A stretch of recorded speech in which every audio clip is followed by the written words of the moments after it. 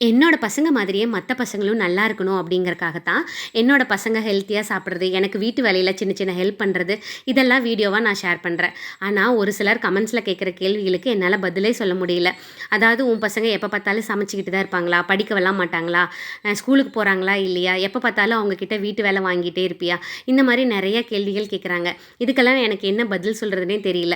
அதாவது யோசிச்சு பாருங்க, பசங்க ஸ்கூலுக்கு போகாம, ஹோம் ஒர்க் பண்ணாம, வீட்டு வேலை தான் முக்கியம். வீட்டு வேலை கத்துக் குடுக்குறது தான் முக்கியம்னு எந்த தாயும் செய்ய மாட்டாங்க இல்லையா? அவங்க எப்பல்லாம் ஃப்ரீயா இருக்காங்களோ, எப்பல்லாம் டிவி அதிகமா பார்க்குறாங்களோ, அந்த டைம்ல மட்டும் தான் நான் என்னோட பசங்களுக்கு சின்ன சின்ன வீட்டு வேலை செய்யறதுக்கு கூப்பிடுவேன். அதுவும் அதெல்லாம் சின்ன வயசுல தான் நான் கூப்பிட்டுருந்தேன். இப்பல்லாம் அவங்களே வந்து எப்போ ஃப்ரீயா இருக்காங்களோ, அப்போ அவங்களே வந்து இப்பல்லாம் கேட்க ஆரம்பிச்சுட்டாங்க. இந்த ஹெல்ப் பண்ணி தரட்டுமா? அப்படின்னு சொல்லிட்டு.